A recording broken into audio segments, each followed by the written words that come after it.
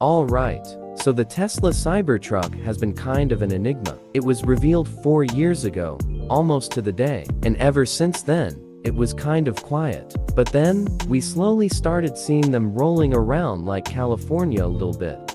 Well, for a day anyway. So what we have here is a near final Tesla Cybertruck. There are some surprising things about it. Some features that are really cool. Things that I think truck people are really gonna like. Alright, first things first, let's get to the specs. Everyone wants to know the official numbers. Everything on paper, and it's funny because we'll get to this in a second, but some things have actually changed. But the stuff that you probably care about is the basics. Like, price, range, speed, right? So there are gonna be 3 configurations of the Cybertruck. This one that we're looking at here, which you can't tell by looking at it, but this is the triple motor version. It's not quite the same as the plaid powertrain, but it is 2 in the rear, 1 in the front, and it's gonna be able to do 0 to 60 in 0.7 seconds and 11-second quarter mile. It's got about 845 horsepower. It has torque vectoring at the rear, and it's absurd.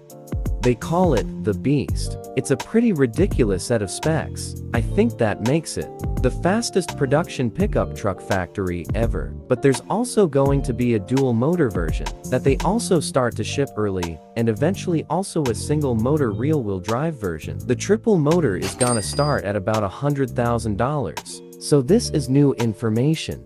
We kind of had a much lower idea of what the price is gonna be at launch. This is a $100,000 truck. You're looking at, expect somewhere around $75,000-$85,000 for the dual motor version, and then the single motor will be further down the road. But the dual motor is still 600 plus horsepower and still plenty fast. But that's the general basics. And as far as range, we'll get to the wheels in a second, but it's about a 340 mile max range from the absolute most efficient version of this truck. Now, a couple other last numbers, things that I think some truck people will appreciate. First of all, towing capacity and bed capacity. Those are some things that Tesla's told me. I'm gonna put the numbers up here. I think it's 2,500 pounds for the bed, which is pretty cool. And we also measured the truck, because officially, it's about 5% smaller in every dimension from the original show truck, the prototype that people have been seeing on stage.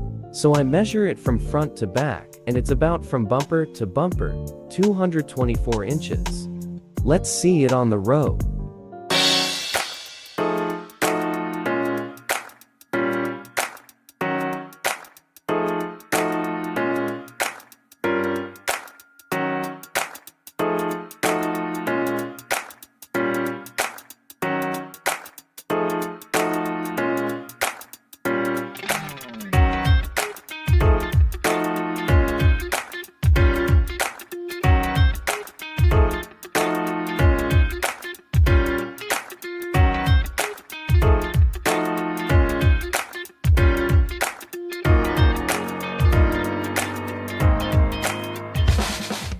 We need someone to explain the project's many and varied hurdles.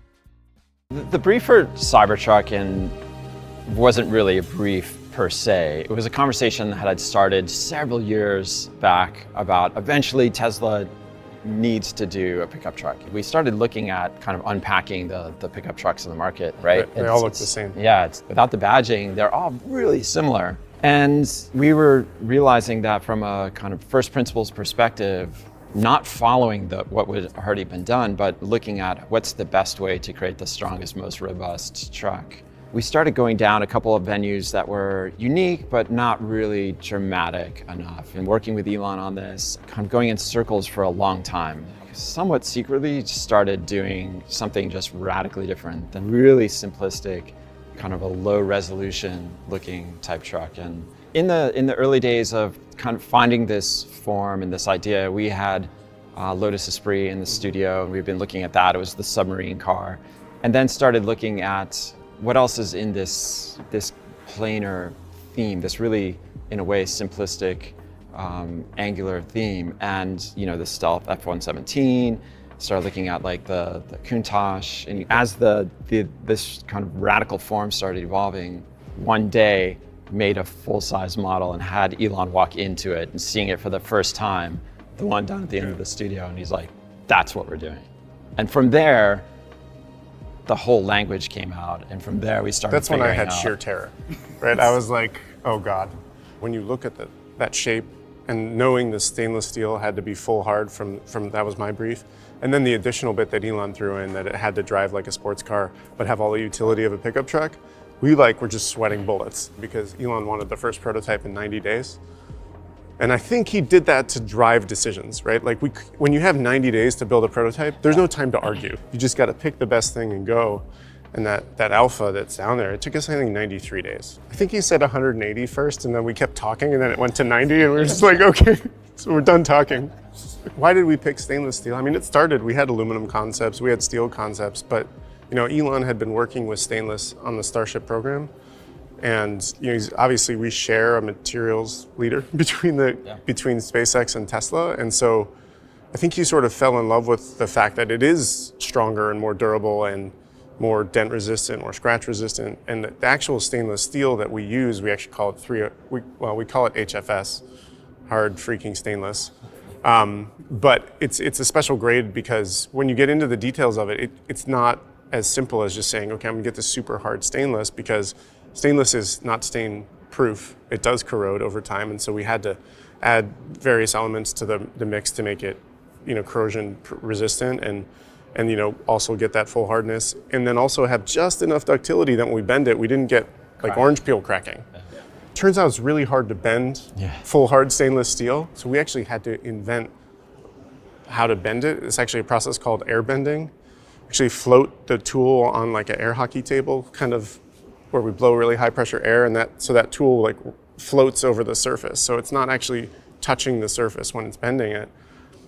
And like I said that, and it sounds really simple, but then to make that into a tool for manufacturing, it was a challenge. But when we put the structure on the outside, we can eliminate structure on the inside. That's true. So by making it aluminum, we still would have required this inner structure that holds it all together. And so Lars was able to figure out how to eliminate all that and keep the overall mass down, because we're taking away unnecessary structure from the inside of the vehicle. The trick in engineering was, how do you take the strength that's there and incorporate it into the needs you have for the vehicle? This sail panel, which goes from the C-pillar back out to the rear, it adds like 25% of the torsional stiffness of the vehicle.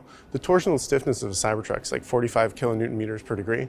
That's supercar level. You drive a F-150, it's like 10 or 15. It's all wobbly, but then when you drive it, that stiffness that we got from the exterior structure makes the truck feel like a car.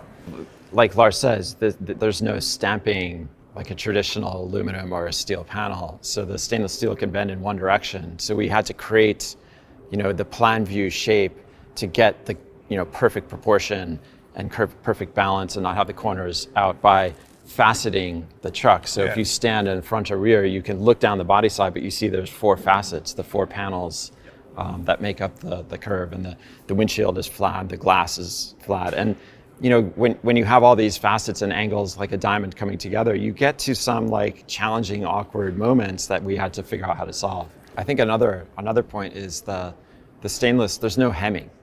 So we're not wrapping the outer around the inner like in a traditional panel. All the edges are exposed.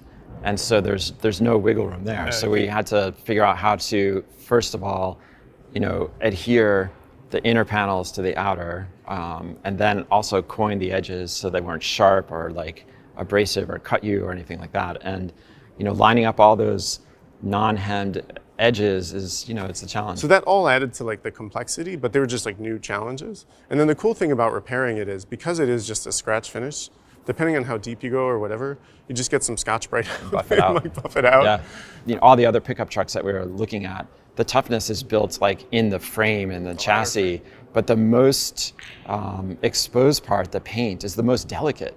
It's the part that scratches first and dents most easily, and you have to repair all the time, especially if you're using it as a work truck or overlanding or whatever. So, the idea of putting the toughness on the outside and making it actually extremely tough, like bulletproof tough. We can stop pretty much any handgun and anything that is subsonic, but if you get armor-piercing rounds or you have a bullet that's going faster than the speed of sound, that energy is going to hit it, with velocity squared in that tiny area it's going to go through.